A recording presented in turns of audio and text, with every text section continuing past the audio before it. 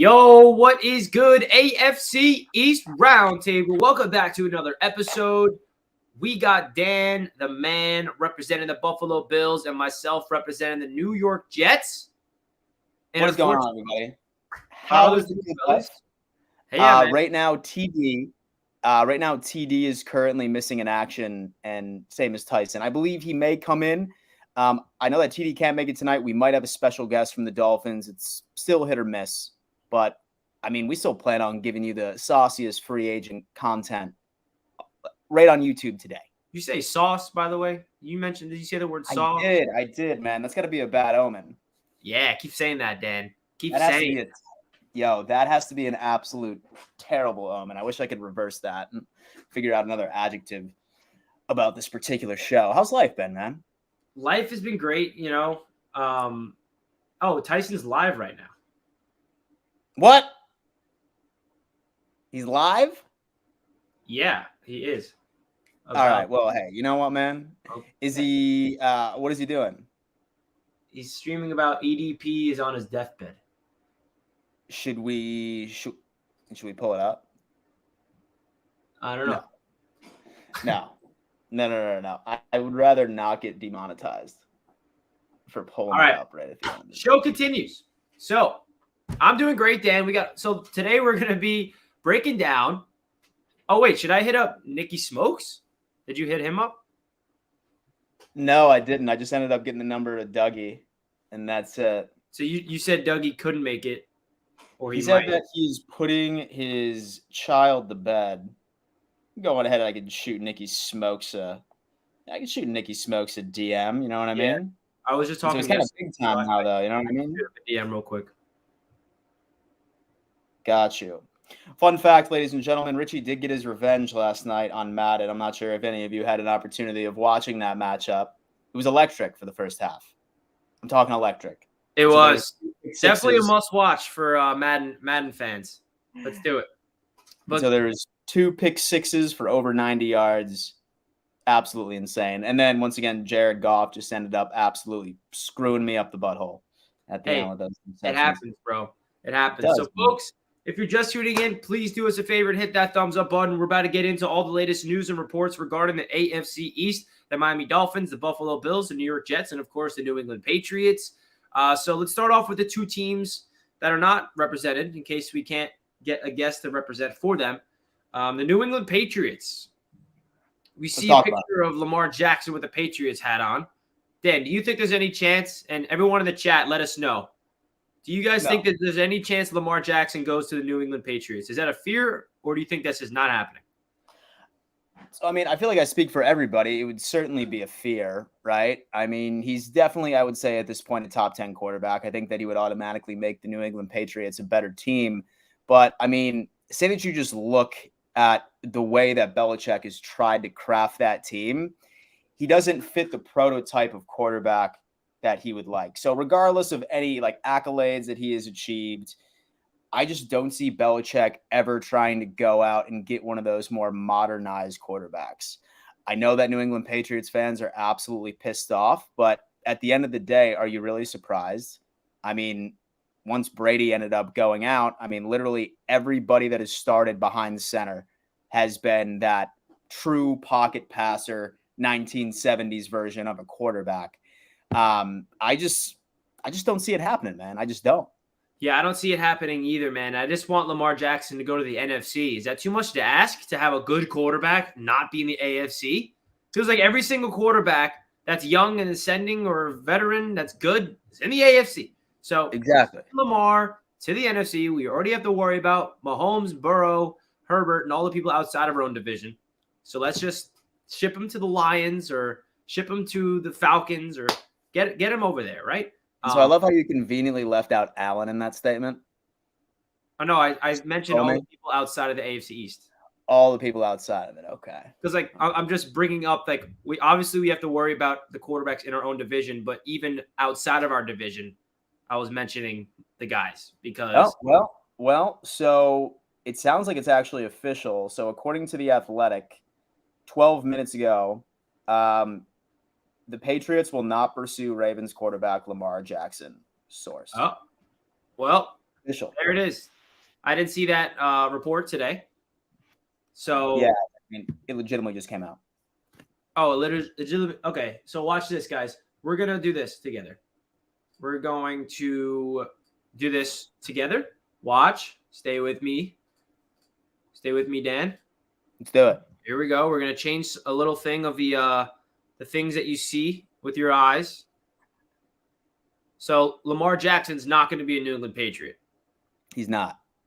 That means we're taking him out of there. We're just taking him out. He's gone. Yeah, Rodgers. He's gone. Full stage, baby. Full stage. It's funny how the mighty have fallen, right? Like, I mean, I was reading earlier today that they just released the odds of them winning a Super Bowl, and it's the lowest that it's been since 1993. It's funny because I actually want to hear like your thoughts on this. How much does legacy actually play into a fact of when Robert Kraft eventually is going to say, hey, Bill, I think it's time for us to move on? In your opinion. So you're asking like when Bill Belichick is going to be out of there? Is that your question? When would you even say that he would be on the hot seat? Like, when is legacy not enough? I think this is the year because last year, missed the playoffs. Year before that, they made the playoffs without Tom Brady. But this is going to be what, year 3 or year 4 without Brady? And I think that sorry, Patriots fans, but, this is the first season from the offseason perspective. And you obviously can never sleep on the Patriots. They're always going to be good. Even last year, expectations for the Patriots were low, and they still were like one game behind the Dolphins of making the playoffs last year, and they were 3rd in the division. So it's not like they're not going anywhere. But their roster, and that's always been their culture. Their culture has been, on paper, they're not good, but their standard of the New England Patriot way, whatever the hell it is, whatever water they're drinking over there, whatever the scheme is, seems to work with Bill Belichick. But they don't have a quarterback that puts fear in anybody. I mean, Mac Jones is a guy that can get the job done, but he's not someone that's going to take you to the promised land. And what's really been so good about the New England Patriots, obviously has been Tom Brady, but outside of Tom Brady since then has been their stout run game, their great offensive line, and their defense. And I just don't think they have all of those things currently. So I think this is the season where if things really start to go haywire, where maybe this is the end of the Bill Belichick era. I don't know. It's funny because, I mean, you also have to ask yourself, how much longer does he want to be a coach, right? I mean, I think he's like 75, 76. I feel like he's definitely like in the twilight of his career. And also, is he going to hand it to his freaking son? Like, that's the last thing. I mean, maybe, hand it to him. Hopefully he sucks. But like, are we going to have the bell? Is it going to be like an empire? Like, is it going to be one of those Belichick empire? Just Belichick empire. Like, it doesn't, like, it's never going to end. I'm going to die later in my life, and it's still going to be a Belichick coaching the New England Patriots. That would be hilarious, but no. Well, someone from Pat's gang says that Bill should be fired. And that's not the first time that I've seen that from Patriots fans on Twitter. And that's someone who also wants Lamar Jackson on their team, and he wants Gerard Mayo as their head coach. I like it. All right. That's the current state of the New England Patriots. Let's turn the page over to the Miami Dolphins. So the Miami Dolphins, their big acquisition was Jalen Ramsey. They're still making moves, right? Where are your thoughts of the Miami Dolphins? Because they were second in the division last year. You guys versed them in the playoffs in the first round. They were the ones to threat the Buffalo Bills the most last year. On paper right now, obviously the Buffalo Bills are the team to beat still because you guys have won the division. Was that 3 years straight? Yeah. So are the Miami Dolphins the team that you're still looking at like, they're the biggest threat to us?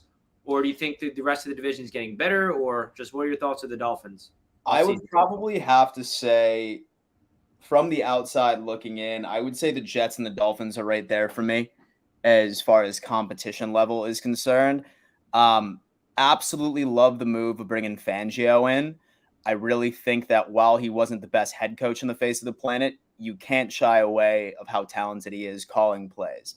And obviously bringing in a talent like Jalen Ramsey, I mean, between him and X, that's going to be absolute lockdown. And from the Bills. So, Dan, I'm sorry, and I don't want to sound like a hater, Do it. But like, I think, and now I'm gonna get roasted by Dolphins fans in the chat because they think I'm gonna be hating. Yeah. But I honestly think X is not the same player he used to be. Last year, I don't think he was anything special. I think now he's just become a name. But Jalen Ramsey, I think, is way better than X. And I think X is a good player, but I don't think he's like that lockdown corner he used to be, at least. Like, go look at the stats. I'm not just saying this as a hater. I'm looking at this from a strictly film basis and, like, watching football and watching things. So, like, I'm not saying he's a bum or anything, but I do feel like he's being, like, now that they got Ramsey, all of a sudden they have like, the greatest CB duo in the league. And, like, you know, I mean, X is a good player. Jalen Ramsey is going to be the reason they change that whole offense. Basically, maybe it's just I'm biased because I watched Garrett Wilson tear him up. Maybe it's just those two games. But yeah. And so I'm not expecting X to go out there and play like he did a couple of years ago, right? But I can still see Vic Fangio is going to help him out, though. Yeah, that right there. And then also, say that you look at it, he's more than likely going to be lined up against a wide receiver too, right? So I think that we're going to see a bit more production from him last year because he's not going to be asked. And so to cover like the Stephon Diggses in the world or the Garrett Wilsons in the world, he's going to be more of like, okay, I'm going to be covering Gabe Davis, or I'm going to be covering this wide receiver too, this wide receiver too. Their secondary is incredible. Who's that safety? Holland. He's a boss.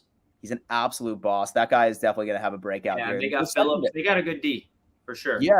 Yeah, they definitely do. It's when I look at the Dolphins, man, and I mean, I'm really trying to come out here and be as objective as possible. And as much as I miss TD on this episode, I feel like that I can speak freely, like without getting riled up and being like, oh, like fuck the Dolphins. I hate them. They're a good team, but they are going to live and die by Tua. They are going to live or die by him. Have they really beefed up the offensive line enough to protect that man? I mean, Dolphins fans would say they did. And so it's funny, like from that perspective, because number one, the biggest thing is that you need to stay healthy, and so availability is the best ability. It's the largest cliche right in the NFL of talking about any team. That's number one. And then number two, man, I mean, that interview from Sherfield once he ended up getting traded over to the Buffalo Bills. And I mean, I've even seen with TD mention this on his streams. When Sherfield ended up going out there and saying like, yeah, like I'm glad that I'm in this offense. It's not like that I'm going to be running my route and say that I'm not at the exact same place where I'm supposed to be. It's going to be 5 or 6 yards over my head. It's not to a point where I see Tua like literally just closing his eyes and relying on his accuracy to go to the spot where the receivers are. I just haven't seen his ability to adapt and to also like really take the play like as it comes. I have a feeling that like he doesn't like necessarily make adjustments from like these wide receiver routes. And that's why you see great plays sometimes because the receiver is exactly where he needs to be at the time. But I just have a feeling that he has a very difficult time getting past his first and second read. So, and we saw that. Like, when we saw Tua at the top of his game, when he was literally one of the best quarterbacks, like he was the hottest quarterback in the league at some point. We got to give him credit. I mean, his QBR was through the roof, his stats were through the roof, and that was because, and this is just credit to Mike McDaniel, credit to the weapons, and credit to the Dolphins organization because they put a system in place that fits Tua Tagovailoa, and Tua did a great job of having timing and accuracy and being on the same page with his weapons. And he throws the ball where the receiver's supposed to be. And if the receiver's not there, it's going to be an interception, or it's going to be incomplete, or if it's inaccurate. But I think that's where Tua needs to improve as well, where, you know, he has signs of off schedule throws, but he can't rely on that too much. And it's a good thing because that system is so successful with Mike McDaniel, and he's an offensive mastermind, in my opinion. So I think the Dolphins are going to be fine. It's just a matter of can Tua stay healthy, and they got a really freaking good backup now. So if Tua does go down, Mike White, they got the best backup quarterback in the NFL, unfortunately, my man Mike White. So Mike White. All right. Well, we got a $10 super chat from Kevin Lee. Thank you, Kevin. We miss you. Appreciate that $10, my friend. Remember, you guys, just because Miami picked up Tua's fifth-year option does not mean Lamar is not a possibility still. Anything can happen. Lamar will be a Dolphin next season, if not this season, my prediction. So there are some Dolphins fans that are still holding on to the hope of Lamar Jackson coming to the Miami Dolphins. You just don't hold on to too much hope. And so you just end up disappointed, man. And so you'll end up disappointed. I was sitting here for weeks hoping that the D-Hop rumors were going to be true, and it didn't, right? I mean, I feel like Mike McDaniel, man, I feel like he's definitely a man of ego. And I feel like one of the first things he said once he ended up taking over that position was that he thought that Tua was his guy. I have a feeling that he wants him for one more year. And so to see if he can truly help him take that next step, because, he's shown like flashes, but I think that it just doesn't make sense at this point. And I don't see Lamar being in the AFC this year. Yeah, not unless he stays in the Ravens. I've seen so many things from the Miami Dolphins coaches and everybody in interviews just talk about Tua in a way where he's their guy. They picked up his fifth-year option. Seems like they're rallying behind Tua. So personally, I'd rather the Dolphins stick with Tua than get Lamar Jackson, but I also don't see it happening. I think that Lamar Jackson ain't going to our division. And when it comes to the Jets, because we obviously have a big hole at the quarterback spot and we're pursuing Aaron Rodgers, our GM, Joe Douglas, was asked because they asked him, so Lamar Jackson's available for trade. Are you guys going to pursue him? You know what he said? He said, no, that would be bad faith. And that would be disingenuous. And we're not an organization that does that because they are fixated on getting Aaron Rodgers. And it would be not right if they're just like pivoting and talking and negotiating with Lamar. Not a good look for the Packers organization looking at the Jets and Aaron Rodgers. That's not the case. So I like that Joe Douglas said that answer. And I know some Jets fans are going to be like, oh, screw that. Go get Lamar instead. It's not happening. They dug themselves so deep in to get Aaron Rodgers. And Aaron Rodgers is basically already a Jet. And I know there's still trolls. Jets don't have Aaron Rodgers. He's not coming. He's coming, guys. He's freaking coming. Yeah. There's no rush. Yeah. And so, it's the giant stalemate at this point between the Packers and the Jets organization. Yeah, we heard from Douglas and they said like they're in no rush to get it done. They have up until the NFL draft. Bolts and the thing that like I love about people like, oh, the Jets aren't getting Rodgers. Like where are you getting that from? Just because we're the Jets, or like you're just hating because that makes no sense. Like you guys don't realize that the Green Bay Packers need to get rid of Aaron Rodgers just as much as the Jets want to get Aaron Rodgers. That's what people don't understand. This is not a one-sided thing where the New York Jets need Aaron Rodgers. The Green Bay Packers want to get rid of Aaron Rodgers so freaking bad to free up their money, free up their cap situation to be able to build around their new quarterback, Jordan Love. That's the thing that people don't get. But it is what it is then. I'll let him figure it out. Speaking of which, I think that's a great segue for you to not only educate me, but also the rest of the people watching this episode of what's the recent update and what the hell is going on with that? Yeah, so we heard from Woody Johnson today. We heard from the Jets general manager, the head coach. They all said that they're in no rush to get it done, and they feel like they don't want the Packers are asking for like the moon and the stars for Aaron Rodgers, and the Jets are not just going to get that. And what's holding it up apparently is that the Jets are trying to get protection in case Rodgers just comes for 1 year. So if Rodgers comes for a year and then he retires, the Jets want to get a conditional pick. So they're protected because they don't want to give up all this high draft picks just for one season of play. If he plays for 2 seasons and they don't get that, is that confusing or does that make sense? That seems to be what's holding it up. And it makes sense. The Packers' perspective, we don't want to worry about another Rodgers decision. No, we're not doing that. And they're just trying to get – at first, the Packers wanted the Jets' first-round pick, the 13th pick, and Douglas laughed in their face. And now the Packers are finally coming to the senses that's not happening. It's going to be 2 second-round picks, and the second-round pick next year is going to be conditional that can turn into a first. And, Dan, I hope it turns into a first because you want to know what that means? That means the Jets go far in the playoffs. Yeah, he performs, man.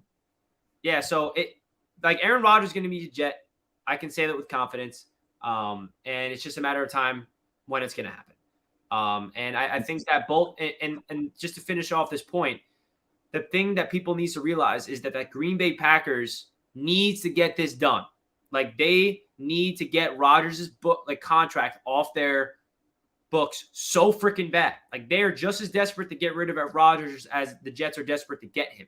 So that's really the reason for this. And that's why the Jets have leverage in this situation because they can wait.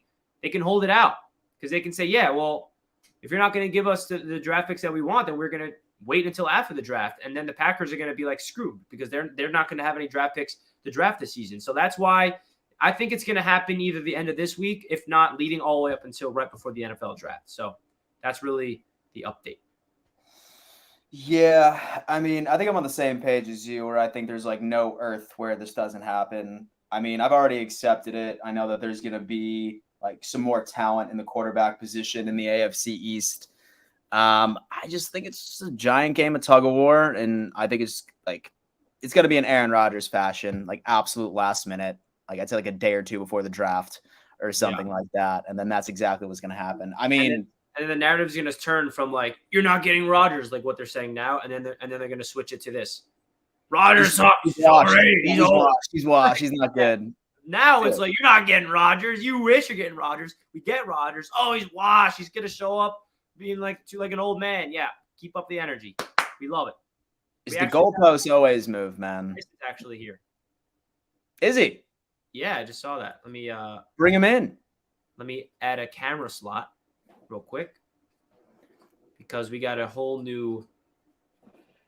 Hold on, let me just dance around real quick, man. So I bet he probably thought it was at 7:30. Is it 7:30? Oh yeah, maybe he did. Yeah, he probably thought it was at 7:30. Just bring in that slot. All right, I'm just like editing, doing my thing. Let's go, Richie. Hurry up, right? No, not an issue at all, man. You missed the Patriots talk, though. Now we'll still talk about the Patriots. He did miss the Patriots talk. Here we go. All right. No. So it's going to be you're not getting Rodgers, then Rodgers is washed, and so then Rodgers is going to perform, and then they're going to say, oh, yeah, he's only doing good because of y'all's defense. That's it. That's what the narratives are. What's up, Tyson? Oh, what's up, guys? What's up, man? How's the good life? What's the topic? What's the topic? We were just on the Aaron Rodgers thing. We ended up talking about the Pats without you. So, what were y'all saying about the Patriots? So we were talking about Lamar Jackson. We actually, just so you know, it started off. I've known this since last night. Started off as Lamar on the screen, and then we saw a report that the Patriots are not pursuing him, and then we took him. Let me go ahead and just debunk this. So there's a Boston reporter. His name is Greg Bedard. He posted, it was last night. He said that, listen, this is an opinion piece. There's a difference between reporting with actual sources than actual opinion pieces. The Patriots were not pursuing Lamar Jackson about 2 months ago. A report came out. They said they weren't pursuing Lamar Jackson. Then we heard Robert Kraft's comments. Jeff Howe said it, Patriots reporter. Now The Athletic is pretty much the source in what Greg Bedard said in his opinion piece, which is also behind the paywall. The gist of it is his stance was he doesn't have any sources. His stance is that why would the Patriots do it when they've never done anything like this before is pretty much what his stance is. Let alone Robert Kraft saying at the owners meeting a couple of days ago that he got a text message from Meek Mill that Lamar Jackson wants to become a Patriot, and it's all in Bill Belichick's hands. So at the end of the day, another thing, the Patriots, I don't think if they do pursue Lamar Jackson, they're not going to, number one, they're not going to tell anybody about it. That's one. They're not going to publicly say anything unless they go publicly and go offer an offer sheet. Second thing is the draft is just around the corner. That means if the Patriots were to go get Lamar Jackson, they would have to give up their 14th overall pick, next year's first, and they would have to sign him to at least a $230 million guaranteed offer sheet. They would also have to clear around $35 million in cap space, meaning they would have to go ahead and cut Trent Brown, which would save them about $11 million, and they would have to cut, I think, 3 more players to get to $50 million. Because for anybody to get Lamar Jackson, you have to be at least $50 million under the cap to afford him. That's another thing. Yeah. Now, in your eyes, and the thing is, and the Patriots do pursue Lamar Jackson, and I'm gonna say they're not going to tell anybody about it. But secondly, they would probably do it after the draft because no team is going to go after Lamar Jackson and want to give up their first round pick, especially the Colts. So teams like, I don't know, Miami, if the Jets don't get Rodgers, the Jets could potentially do it after the draft. teams that like the 49ers and the Vikings, teams that don't actually own their first round pick this year, they would have to wait after the draft if they wanted to actually go after Lamar Jackson. So that's another thing. And like I said, when it comes to reports, because if we're going to go by reports, then Aaron Rodgers should have been a Jet months ago. That's another thing. Jets fans were all getting excited when he announced that he wants to be a New York Jet on the Pat McAfee show. So let's not fault Patriots fans for doing the exact same thing when they hear their owner say that he got a text from Meek Mill that Lamar Jackson wants to be a New England Patriot. Do I think the Patriots are going to do it? Most likely not. This franchise is in an absolute middling, mediocre. They're kicking the can down the road. They are 27th in cash spending when it comes to the salary cap. Belichick got on his little soapbox and on one instance he'll say, we don't speak about the past. We only talk about the present and the future. But then when asked about why should fans be optimistic, and then he goes back on, well, look at the past 25 years. So he's proving himself as a hypocrite. Robert Kraft is probably saving his ass, knowing damn well he's not going to pay $200 million and set another precedent so he could be at his little owners, the Good Boys Club, and get kicked out of it for giving another quarterback this type of money. The same thing that the Browns did. So I think he's also being a liar, because now he's putting it on Belichick. So that means if things go sideways next season, that all the blame is going to shift on Bill and probably end up firing his ass. Another thing is that the Patriots, for some reason, Belichick refuses to give Mac Jones the nod at QB1, meaning he ended last year's presser with saying that Mac Jones has the ability to play quarterback in this league, but he refuses to say he could be the quarterback for the Patriots. And at the owners' meeting, he said, they asked him, is Mac Jones going to be the quarterback? And is he a starting quarterback? And Belichick still refuses to commit to Mac Jones. And another reason why I take these Lamar Jackson's reports serious, as far as I think they might do something okey doke and try to surprise everybody by getting him, is because they've done nothing to surround Mac Jones with the requisite talent to compete, meaning they took away Jacoby Myers, his number one weapon. They took away Damon Harris, who was his best friend on the team. They have refused to go after a number one receiver, or at least try to get one in Jerry Jeudy or DeAndre Hopkins. I don't care what the reports say. Until I see one of them in Foxborough, I won't believe it. They have done everything in their power to demean Mac Jones, not just on the field but off the field. They have done nothing. If you believe that Mac Jones, they have done nothing to put confidence in him to go ahead and be the leader that he should be, that he should have been last year, because you gave him a defensive coordinator, Matt Patricia, who never called offensive plays. This franchise is in disarray. I'm not going to sit up here and lie to people like TD would do with the Dolphins. I don't know where this franchise is going. The reason why Patriots fans are so pissed is because Robert Kraft told season ticket holders last year that this is unacceptable, and that we're going to do everything we can to put a better product on the field. Meanwhile, we're still bottom of the league in cash spending when it comes to the salary cap and going out there and making the team better. So at the end of the day, the only thing that could ever make me happy at this point is to go after Lamar Jackson. Do I think they're going to go after Lamar Jackson after what Kraft said? No, because they're just covering their ass, and he's going to push all the blame on Belichick. When they don't go after Lamar Jackson, he's going to blame him for not doing it, so he can fire him next season when we go 7-10. And which is what this team is. There's no talent on the roster. We have made maybe one good move, the Mike Gesicki move. The receiver, who the hell did we sign? Juju. We signed TikTok Boy. Got rid of Jacoby Myers. But yeah, you're right. The roster that's in place that you see before you is a last place roster.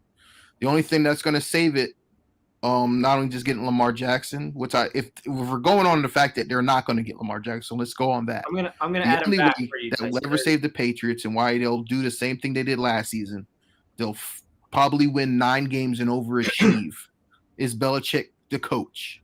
But Belichick the GM, Belichick the drafter, Belichick, the overseer, is going to cost this team the future. But it is what it is. But that's pretty much where the Patriots stand. But don't believe reports out there that saying every that the report Patriots that you aren't see, pursuing Lamar Jackson. You gotta look at every report with a grain of salt. You listen to it, and then you say, okay, if that is true, what's the reality of that report? And then you also have to realize that not every single report has truth to it. So I agree with that, and very interesting to hear your thoughts about that. We got a $10. Hold on, Dan, because we do have Dougley waiting patiently. Dougley's coming in. Dougley's here. What's up, guys? Dougley, thanks for waiting. You've been down 2-1. Thanks for representing the Miami Dolphins for TD. So it's funny because Dan and I were the ones to start this, just us two, and we're like, all right, let's talk about the Dolphins and the Patriots first, since we don't have anybody here. And now we had to hear all about the Patriots again, and now we're going to hear all about the Dolphins again. So then we're going to really get into the Jets and the Bills eventually. I promise. So that's like a great point. And right before we go over to Doug, by the way, what's up, Doug? Missed you. What's up, man? Well, Tyson, last question. I know that there hasn't been a lot of sexy moves on the offensive side for the Pats, but and so do you see any improvement with the addition of Bill O'Brien? Say, for example, that you don't add anything else.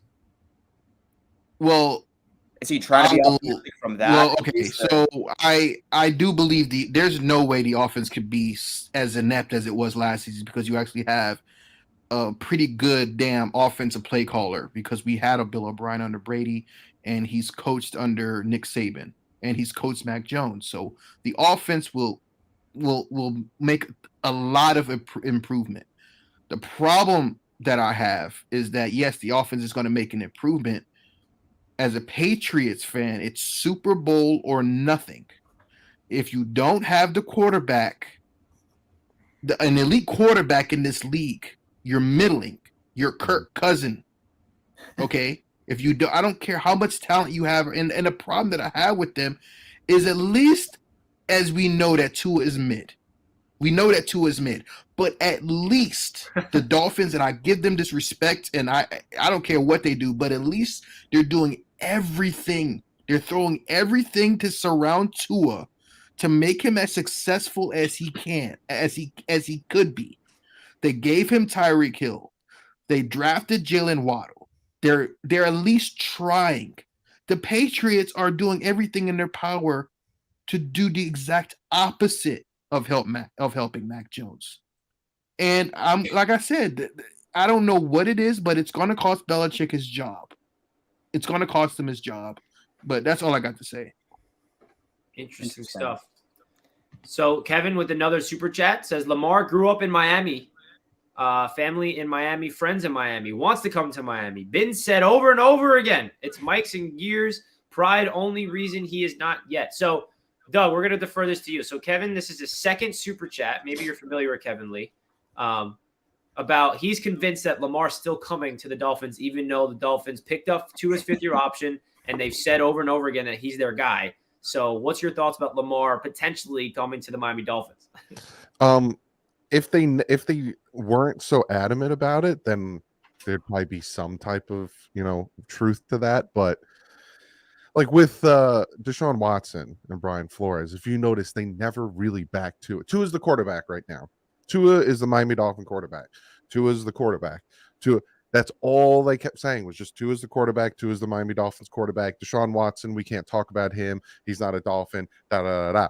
And they were making moves. Whereas Tua pick up the fifth year. I think 4 players in the history of that option have been picked up that early. Like they picked it up super early. They consistently keep talking about it. Tua's the guy. For 2023, Tua's the guy. For 2024, that's up to Tua. But for 2023, Tua is the Miami Dolphins quarterback.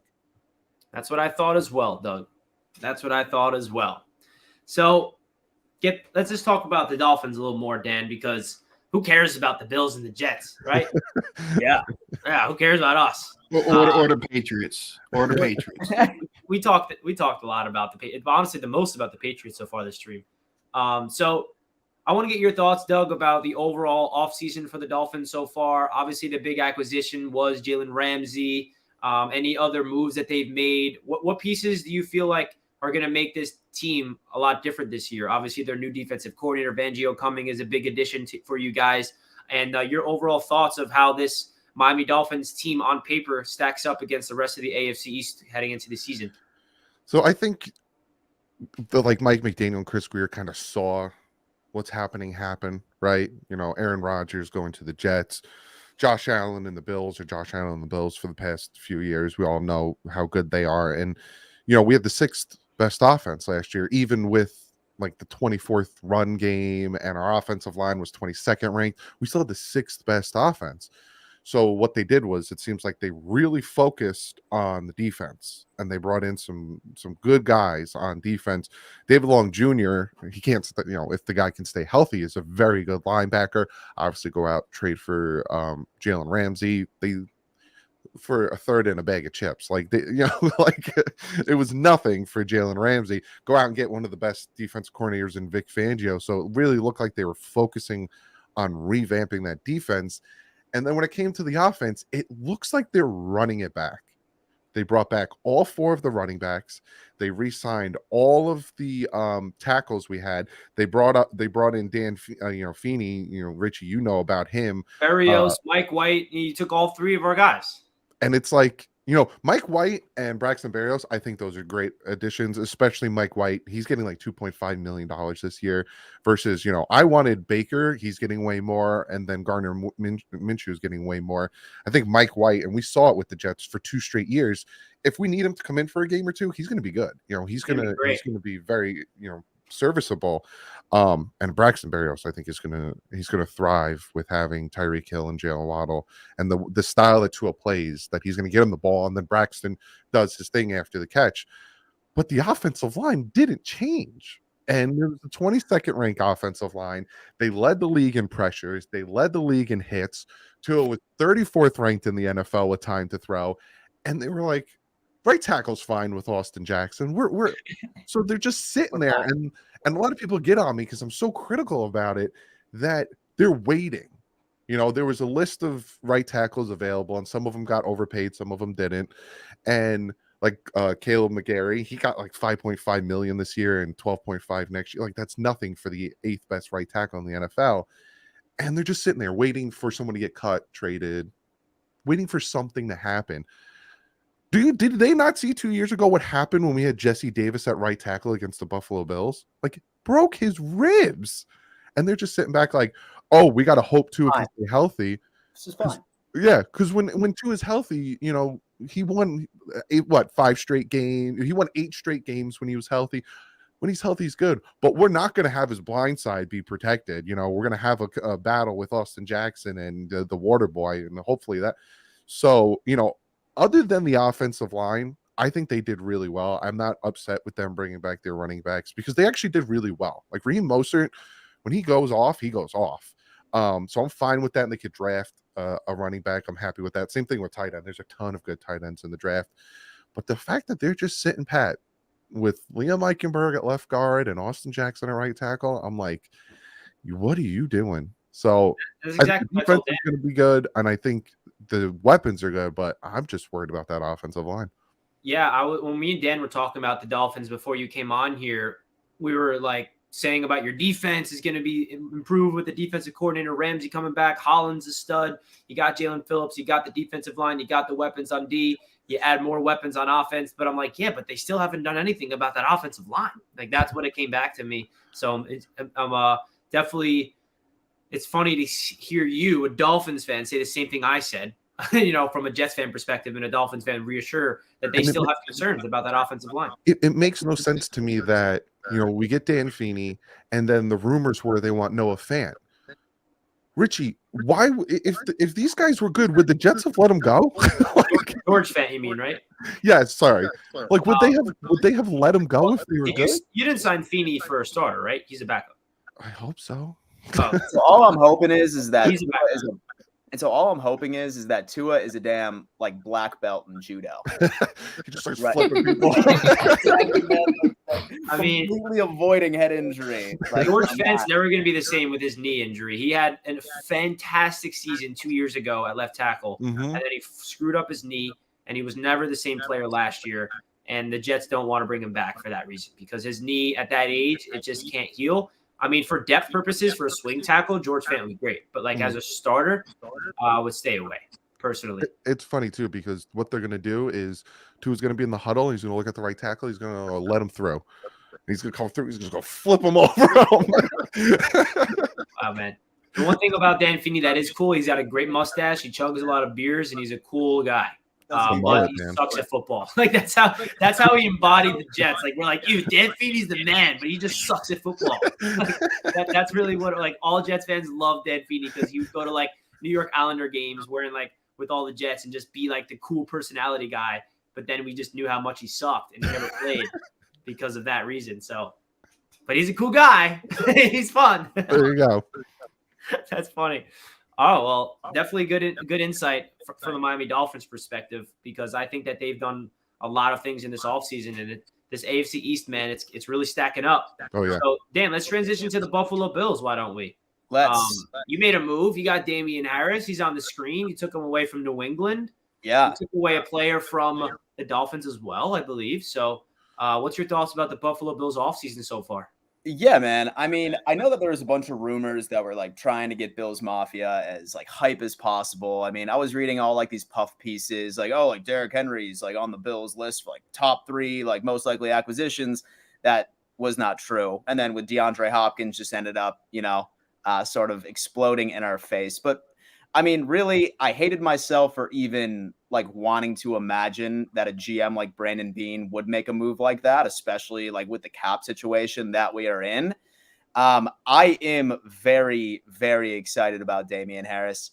I mean, he wasn't even on my radar of somebody that potentially could come in and be that missing piece when it comes into our run game, right? I mean, he's that power back. I feel like that we have been missing that for a very, very long time. Like the Miami Dolphins, we still haven't really done a lot like on our offensive line, right? I mean, we ended up picking up McGovern from Dallas. I have a buddy that's a diehard Dallas Cowboys fan.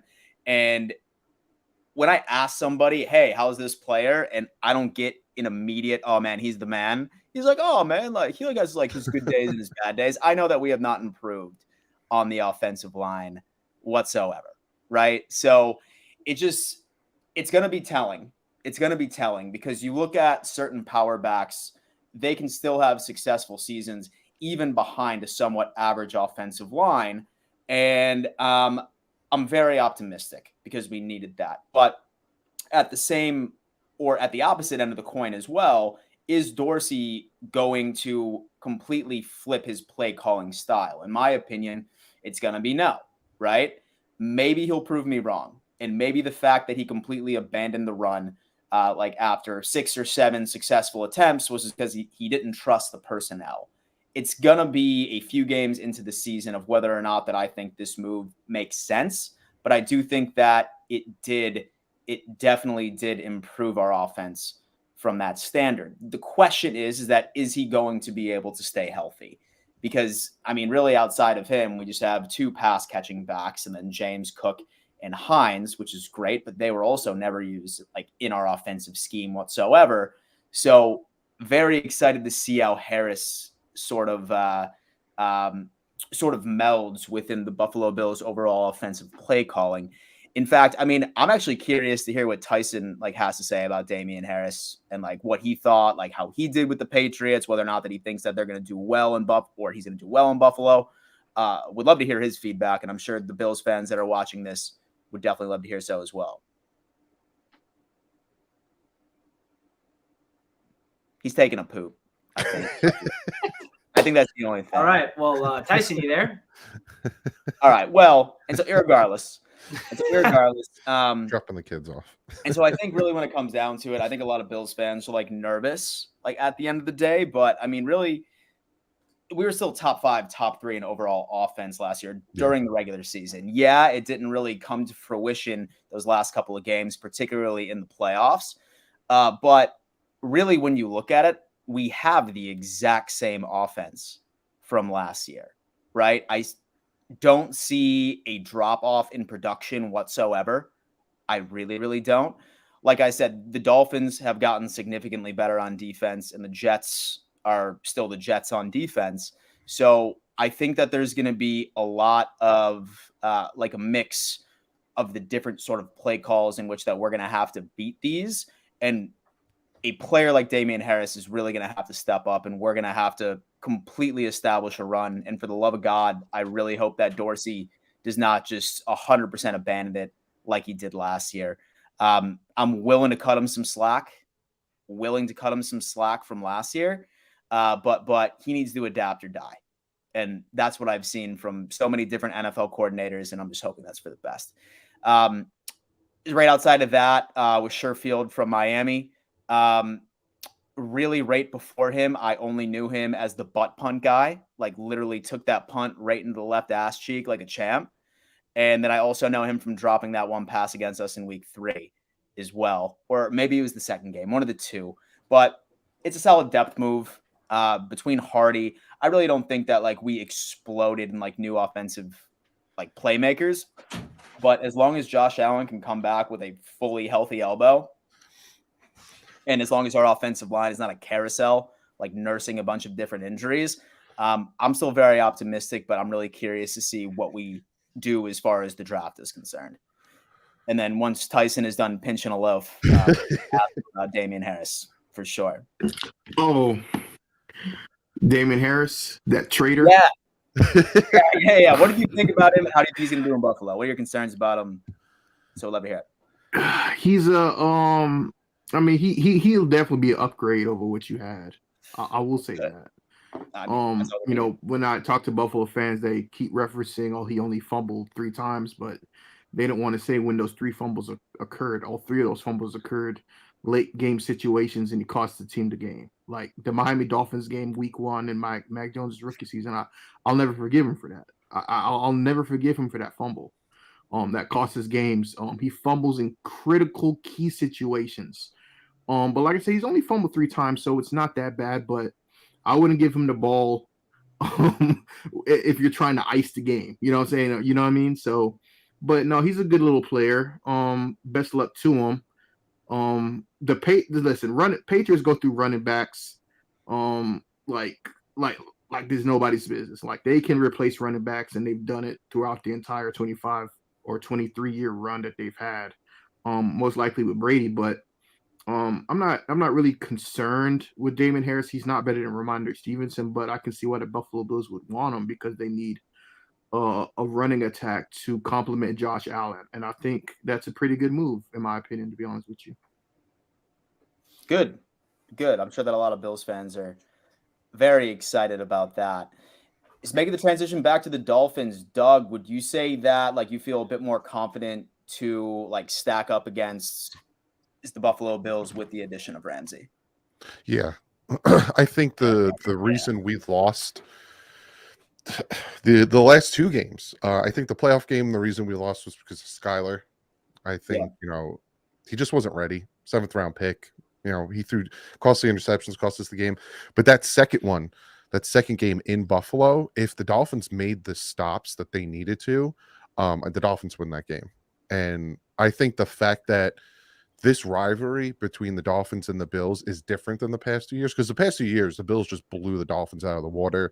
Whereas, like, we beat you guys by 2, you beat us by 3. It's a very close rivalry now. The fact that, you know, if the defense stacks up like I hope it does, yeah, I think it makes me more comfortable against any of the AFC teams. So yeah, I'm a little bit more comfortable. It's just the whole season depends on Tua and if he could stay healthy. Mm-hmm. Hey Dan, you mind asking me a question? I feel I'm really like lonely over here. Like no one wants to talk about the Jets. Come on. Yo, Richie, I mean, obviously, I know that we touched briefly on the whole what the hell is going on with the Aaron Rodgers. Hey, we have a team outside of quarterback, though. You do, exactly. Listen, Richie, enlighten us, man. What are you excited about? All right, let's talk about some Jets offseason stuff that doesn't have to do with Aaron freaking Rodgers, because it's so annoying to talk about that, to be honest, even though it's very exciting. But listen, man, the Jets are going out there. We're making moves. We traded away Elijah Moore. We signed Alan Lazard. We signed McCall Hardman. We are in on Odell Beckham Jr. Whoa. So the wide receiver position is getting completely revamped. Oh, and by the way, we already have our number one receiver, and his name is Garrett Wilson.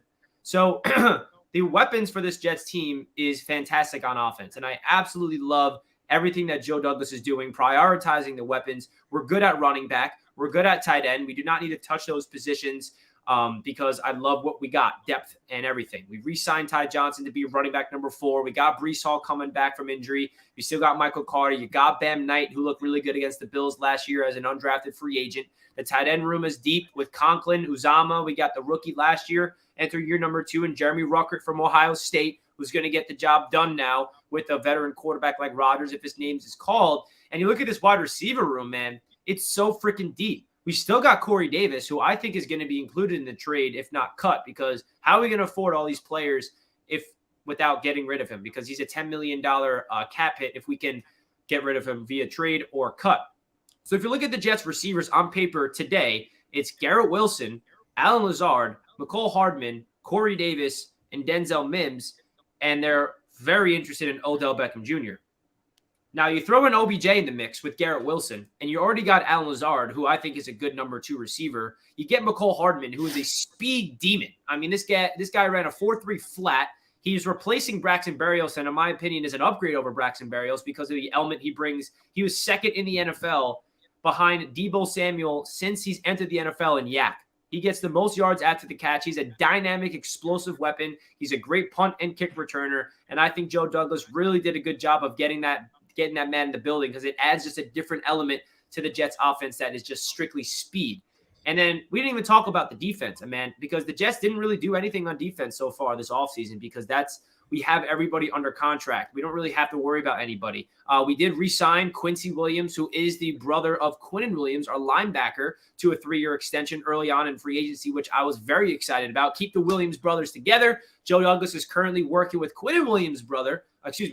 He's currently working with Quinnen Williams' agent to get him a big-time contract extension because he's eligible for one, and he's trying to make sure Quinnen Williams is a Jet for life. There's no rush to do that. I think a deal is going to get done by the summer, so I'm really excited for that to happen. And we still got some holes to fill on defense at defensive tackle next to Quinnen Williams. I was really hoping for Calais Campbell, man. I really wanted him, but unfortunately, he chose the Atlanta Falcons, and we actually had a meeting with him tomorrow. But before we were able to meet with Calais Campbell, he goes to the Atlanta Falcons. But this Jets defense, man, they're only going to get better next year. Honestly, it's going to be hard to get better just because of how good they were last year. Honestly, if I'm really being honest, they were top 5 in the NFL. They were just everywhere. Nobody scored on them in the red zone. The touchdowns rate were insane. The cornerbacks did not give up any touchdowns. Sauce Gardner gave up 1 touchdown all season long. And I think that the defense is going to be the reason why this Jets team is, going to be competitive. And a stat to give you guys keep in mind about the Jets last year. If the New York Jets offense scored a league average 22 points per game, offensively speaking, last year, 22 points per game. Is that a lot? Is that a lot of points, Doug? It's an average. Not quite. Yeah, if the Jets did that last year, the New York Jets would have 12 wins. That's how bad our offense was last year. That's how bad our quarterback was last year. That's how good our defense was. So to put that in perspective, everyone that keeps saying, oh, Aaron Rodgers is washed, Aaron Rodgers is not the same player. Well, guess what? We don't need Aaron Rodgers to be an MVP to be a good freaking football team. We need Aaron Rodgers to be a quality quarterback because you put an average quarterback on the Jets last year, we were in the playoffs. We were right there.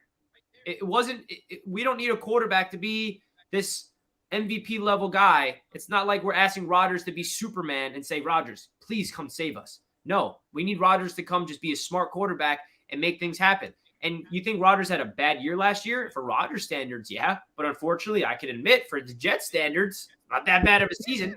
26 touchdowns, 12 picks, sign me up. I mean, I've never had a quarterback do that in a long time. The last time the Jets had a quarterback to do that was Ryan freaking Fitzpatrick. That's disgusting in 2015. So it's magic. That's why we need Aaron Rodgers because at his stage of his career, he's 40 years old. He's 1 year removed from back-to-back MVPs. He has Nathaniel Hackett. He has all the weapons that he wants. Let's freaking go. And Breece Hall returning. So I'm obviously very excited about the Jets. And Dan and I were talking about this last night on our stream that this is going to be the first time that the New York Jets, as a fan base, and I'm talking about just us, the expectations are going to be the highest it's ever been entering a year. Usually our mindset's like, oh, well, maybe we'll be competitive in December and it'll be a win. We're never expecting playoffs. We're like, oh, maybe we'll make the playoffs and exceed expectations. No. Now it's playoffs or bust. Jets fans are not used to those expectations. We're not used to that being a reality. And that's the fact, because if you go after a Hall of Fame quarterback like Aaron Rodgers, you're damn right we're going all in. So definitely interesting stuff, and it's exciting time to be a Jets fan. But my man Dougley is going to get his way out of here. So, Doug, any last things maybe you want to say about the Jets since we're on that topic? And then any final words that you have to say before we let you go? We appreciate you hopping on. First off, thank you guys for having me on. Been wanting to hop on for a hot minute. Love what you guys are doing over here. And you're 100% correct. You know, the Jets had an average quarterback. You guys would have won so many more games. Your quarterbacks held the Jets back so much against so many different teams. But it's just, overall, this AFC East is going to be incredibly dangerous. All of our teams are good, regardless if it's the head coach, the quarterback, the defense, or the weapons. This whole division is going to be great. Everyone was talking about the AFC West last year. Now this year, it's going to be the AFC East. It's going to be a dogfight, and I think 3 teams are going to be making it into the playoffs, possibly 4. So it's going to be crazy. But thank you guys for having me on, and I look forward to doing this again. Yeah, Doug, man, always a pleasure, bro. We'll definitely be in contact. All right, guys. Peace out, man. Appreciate you hopping on, man. Later. All right. And one more thing I do want to say, like going off of Doug's last point, past couple of seasons, like you've always heard me go out on a limb and say that, yeah, like we're going to sweep this team in the AFC East. We're going to sweep this team in the AFC East. We're going to sweep this team in the AFC East. Whether or not that it was all of you or whether or not that it was 1 or 2, I don't see a single team in this division sweeping any other possible opponent. I don't. I don't know about that, bro. I think everybody. I see him like splitting. Yeah, man. I see him splitting right across the board. We're finally ending the curses here, Tyson. We're beating y'all. Come on, baby. Oh, yeah. We're beating y'all. 13 straight. Tyson's been holding on. 14 straight. First game, not the second game. The first game, whether it's in Foxborough or not, the curse will be lifted. Please, I can't handle that. There's no way that I'll be stunned if the Jets don't at least beat us one time next year. I just need one, bro. Beat us. Blow That's us what I mean. out. That's what I mean. I'll be stunned if you guys don't at least beat us once. Oh, me too, dude. It would really hurt. Like if we go 13-4 and we get swept by the Patriots, I still wouldn't be happy. Like that, I would be. Nope, that wasn't a successful season. We couldn't beat the Patriots. Kevin Lee with another super chat. Thank you, bro. Based upon schedules, guys, where do y'all see the AFC East teams finishing in the AFC this season? As of today, are playoffs there for all 4 teams? So we have the opponents of who we're versing, but we don't have the actual schedules yet. Dan, what's your thoughts about that? So is he talking about seeding, like playoff seeding? I guess so. Okay. And damn. I mean, obviously, I'm going to pick the Bills to be the higher seed. I don't see us being at like a first by any stretch of the imagination. Shit. I can see Bills at 3. The Jets at the first wildcard spot at 5. Dolphins at 6. And then the Pats at 7. That's if like all 4 of us did end up making it. That's us. So you think there's a chance that all 4 of us make it? We were there was a point last year where we were all in the playoffs. That's not happening. Yeah. Well, like I mean, I'm just going off the hypothetical. But yeah. But I do think that at least 3 of us will. So the Bills only the 3rd seed, Dan? Come on. Dream higher. I mean, dude, man, like and so I feel like I have PTSD from last year, you know what I mean? Like sitting there just like being fed from the national media that we're Super Bowl favorites, 1st seed. No other way. Dan, I'm seeing people talk about the Jets being a Super Bowl team this year. I'm like, what the? And I'm talking about national media. Jets fans? I'm like, shut up. That's dangerous. You cannot say the word Jets in Super Bowl. There must be Jets fans. No, Yeah. national media people saying if the Jets get Aaron Rodgers, they are a Super Bowl threat. I mean, and go look at Vegas. They have the 5th best odds to win the Super Bowl. It's like I'm not making this up. Like this isn't biased. no, I know. I've seen it. And it's weird, dude. Like I'm not sitting here saying those things, and I'm hearing national media say that, and now we're going to be that overhyped team that everyone gets around nationally, and that's not what I'm used to. I'm used to being the underdog. Like We're supposed to be the team that no one talks about, and then we come out. But when we get Rodgers, everyone's going to be talking about us. The expectations are going to be so freaking high, and I'm so scared that we're not going to meet those expectations. But we are going to. It's okay. Gotta believe. All right. So before we end off the stream, we are going to open this up for a Q&A segment from our glorious Patreon members. And it's going to be a great time. Let's get it going.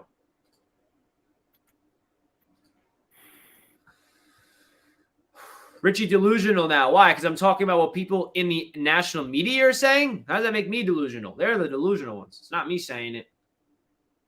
I'm not the one saying it.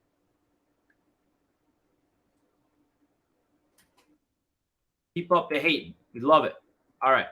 So, Patreon members, if you want to join in, now's the time, baby. Let's get it going. Bring it on in. And so a lot of y'all are, any questions in the chat as well? Let's hear it. Section, we're seeing it. Sounds like the 2008 Jets to me, so I've been seeing this a lot. Oh, Brett Favre all over again. Do you guys know what happened with the Brett Favre season? Does anybody remember? Yeah, he got hurt. The Jets were the first seed in the AFC, 8-3, and then he got hurt, and then they lost the remainder of their games. So it wasn't like we brought Brett Favre in and it was this disaster and Brett Favre sucked. Like, that's what people assume that happened. It's just not. It's not the reality. And then Brett Favre, the year later, went to the Vikings and took them to the NFC Championship game at 40 years old. So if that's what happened with Brett Favre in the Jets 2008, I'm willing to take that risk again. And obviously there's risk involved getting a quarterback like Rodgers at his stage of his career. But based on where the Jets are at, it's definitely worth the risk. All right, we got the first callers waiting in. We got the man. What's up, brother? Hey, what up, man? I'm doing good. Doing good. Yeah. Doing good. My one question is to Master at Work. I just want to hear his grade of the Patriots offseason. If or if not, they get Lamar Jackson. So what would your grades be if you don't get Lamar Jackson? Repeat that. What's our what? What's your offseason grade if you guys get Lamar Jackson, and your offseason grade if you don't get Lamar Jackson? Grade would be an A. But if we don't get Lamar Jackson, then I need to see what we do in the draft, and if we go out and trade for like a DeAndre Hopkins or somebody. Listen, I gotta wait until after the draft to see what the Patriots do. To be honest with you, because there's a lot of stuff just left out right now. Okay, fair enough. Yeah, mostly it because I already talked about the Aaron Rodgers situation for me in any way. About if we're gonna rip me not, we kind of do need him because we need a quality quarterback on our team because we don't have one right now. But we'll see what happens at the end. Hopefully we get this trade figured out. Because now I'm hearing that they don't need a first round pick. They don't need one. So now I'm like, okay, then what's the hold up? Because that's the only problem that I felt like they'll be at is that first round pick. The hold up is. Do you want to give it to them? No. So the hold up apparently, and this is obviously reports, so we don't know if it's true or not, but it makes sense that the Jets want protection in case Rodgers only plays for one season. They want a conditional 2025 pick in case Rodgers decides to retire after 2023. So, because the Jets don't want to give up all these high draft picks just for one season. They want 2 seasons. And if it's not 2 seasons, they want to pick in return. I mean, that makes sense. And then the Packers, they don't want to do that. They don't want to worry about another Rodgers decision. So they're trying to hold it out. But the Jets got the leverage because if the Packers want to draft, if they want extra draft picks for the season, this upcoming NFL draft, the deal's got to get done before then. So that's really the holdup. And we heard from all the Jets brass that they're confident and they're also in no rush and there's no timetable for this. So it's going to get done. It's just a matter of when. So don't hold your breath too much on that. So we appreciate the call, my friend. Always appreciate it. Oh, wait, just one more thing. One more thing? This is the trigger Richie. I hope the Knicks don't get past the first round. You hope the Knicks don't get past the first round? Yeah, I don't think they are. Are you a Brooklyn Nets fan? Yes. Aha. Thought so. Well, guess what? The Knicks are going to the damn finals, baby. Woo! We're going to the finals. That's what you get booted for that. No Knicks disrespect. I'm the captain now. No, all love, my man. That's funny. All right. Next caller, we got Andy. King Allen. What up, King Allen? What's going on, guys? What's up, man? How you feeling about the Bills, man? How you feeling about some of the moves? You disappointed about Hopkins? I like it. There's small upgrades, like not big time, like everything, like everyone's like, oh my God, but there's just small little improvements. Yeah. I mean, same thing, man. Like, I mean, I knew going into this like free agency that's exactly what was going to happen. And I'm still mad at myself for even attempting to marginally buy into the hype that we were going to get Hopkins or Derrick Henry, etc. So I tried to tame. If it happens, it's great. If not, like, I'm not depending on that. Yeah, I definitely agree. In fact, me and Richie were talking about this now. And I mean, I know that you and I are, as Bills fans, we're still confident in our team. We're confident in our coaching staff, our quarterback, etc. But who, like, out of the Jets or the Dolphins, who do you think is like now like the largest threat? Seeing that Aaron Rodgers does go there, which if Rodgers goes there, it's the Jets. If not, I guess you can say it's the Dolphins. He's coming. You got to make it happen first, bud. You got to make it happen first. I'm just saying. Don't count your eggs until they hatch. Continue. Otherwise, you'll be going in there with the Milfinator like you did this year. Oh, gosh. Pretend I didn't say anything. You can continue. Yo, the Milfinator is the man. So you were saying the Jets, though, Andy, so you can continue. If they get Aaron Rodgers, yes. Why? I mean, you'll have a competent quarterback. You'll have at least the second best quarterback in the division. Yes, sir. Well, it's good to hear that. I'm down to have, like, not the worst quarterback in the division for once. Has that ever been a reality in my life? I don't think so. Question, for the second season of the Madden League, are we going to redo teams? No, we're sticking with the teams. We took the 2023 NFL draft class, and we're going to do a whole draft, and we're keeping the same teams. Okay. I'll have to make the moves. How are you doing in that league? Well, it's an adjustment moving from PS4 to PS5, and then the new mechanics are a little different, so it's an adjustment. And he also didn't draft his team; he joined in the middle of it. That guy traded away. I'm pretty sure you have a lot of draft picks though, so you can build through the draft, right? Yeah, that's what I'm going to attempt to do. So awesome. Head coach. Well, I'm glad that you're in. I only care about one game the rest of the season, and it's against TD. I got to face him in like 2 weeks. Oh, yeah. Dude, you need to, man. Listen, I already versed the Packers, so I beat him. Yeah, I know. It was before I got in. Same thing with Dan, if Dan even played it. Yeah, bro. Like, I mean, I played like 3 or 4 games, I want to say. I did beat Richie. Like that was my Super Bowl. But then he did end up getting his revenge yesterday. Wild game. Like 2 pick sixes for over like 95 yards. Absolutely insane. From both sides, like the coin, and then Jared Goff just took a shit. All I hear about is beating TD. I don't think I can live with myself if he beats me. Yeah, bro. You won't. You see that stream last week with me and TD? I beat him like 70-10. Like, you're good. Yeah. You have better players than I do. No, but that was the actual Jets versus the Dolphins. Yeah, like the Jets versus Dolphins roster in that one. So good luck, Andy. I'm gonna force TD to stream that one because I want to watch that. Yeah, I'm gonna force some stuff. Yo, Andy, my boy, man. Thank you for coming on, brother. Go Bills. Yep. Go Bills. Appreciate you, man. All right, folks, that's going to wrap up the show. We appreciate everybody tuning in. We're going to be doing a live show every single Wednesday leading up to the NFL draft and maybe even after the draft, too. We want to get more consistent. I know that we took a little hiatus. We needed some off-season time to ourselves to, focus on some other things. But now we're back, and we're going to be doing this consistently. Expect more content on the AFC East Roundtable. I'm not going to be here next week, but all my Jets fans, Ryan from Jets Talk 24/7 will be filling in for me. You guys know Ryan very well. He's been on the AFC East Roundtable before, and he's going to be fired up about the Jets. And I'm sure he's going to be getting into very heated debates with you guys on why the Jets are going to go far, and why we're going to win the division, and why we're going to do all these things. That's how Ryan thinks, and that's how Ryan goes. And I'm excited for him to fill in for me. So yeah, thank you guys for all tuning in for tonight's show. If you guys are not already, do us a favor, hit that like button. Dan, Tyson, anything you guys want to say before we wrap it up? No, man. I mean, it's definitely good. This is officially season 4.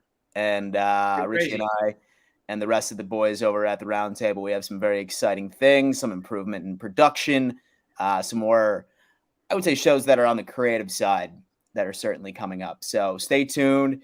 Thank you for your continued support of just these 4 dudes that love their football teams. And we'll see you on Wednesday, baby. Tyson? Oh, yeah. I just wanted to say that for everybody watching, just quick reminder that Super Bowls aren't won in the offseason. Very true. So Very true. I can yell and scream and moan about how trash I think my team's going to be. But at the end of the day, man, so many unforeseen circumstances happen during the NFL season, bro. Injuries, trades, things that you could not have seen coming. So at the end of the day, all 4 of these teams to me right now, on paper, yeah, they might not look equal, but you never know what's going to happen once the season actually starts. And that's a fact. It's true. Trust me, the Jets have won plenty of off seasons. Hasn't done shit since, but hopefully this one's different. All right, guys, we love you all. To all my Jets, Dolphins, Patriots, Bills, any other fan base, we all love you guys. All the love and the hate comes in the same way. Peace out, everyone. Have a great night.